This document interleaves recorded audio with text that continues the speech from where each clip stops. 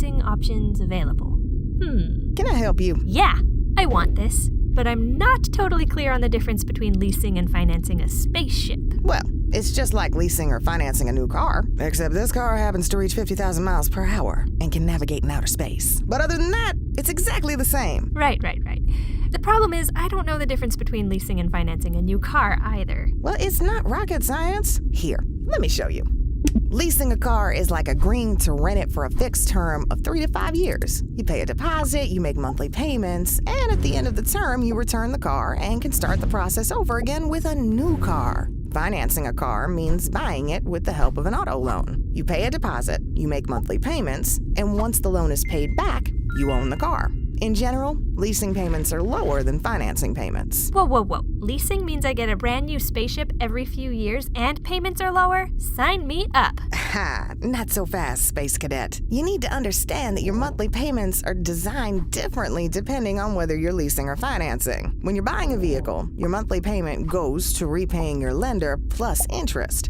Once the loan is paid back, your payments stop and you own the vehicle. Unlike leasing, where your leaser owns the car and you continue to pay monthly the entire time you're leasing. So, if I lease a vehicle, what exactly am I paying for if I don't get to own it? Good question. You're not paying for the entire car when you lease. You're paying for the value you use up during the time you're driving it. So, if you're leasing a vehicle that costs $21,000 new, and the leaser estimates that it'll be worth $10,000 at the end of your lease term, your payment will be calculated from that difference, plus some interest to sweeten the deal for the leaser. So that's how lease payments are always able to look so good. Right.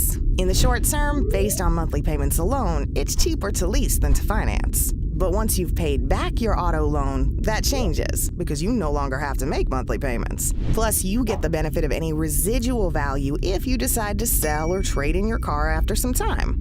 Of course, there are other factors that can influence the value over time. When you own a car, you assume responsibility for major repairs down the road, whereas leased cars are well covered by a warranty.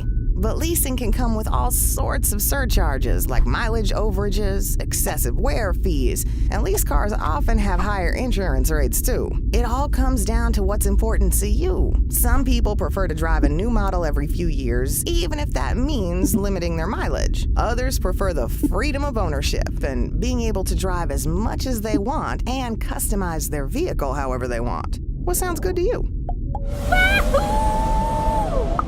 Okay, I'm sold. For me, financing is definitely the way to go.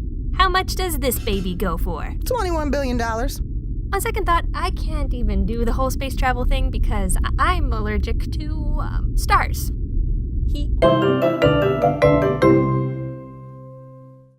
Okay, well, how much does this spacesuit go for? $25 million. Just the helmet. $6 million. This random tube thing. $1.5 million. Is there anything in here that's in my price range at all? We have freeze-dried ice cream in the gift shop. Sold!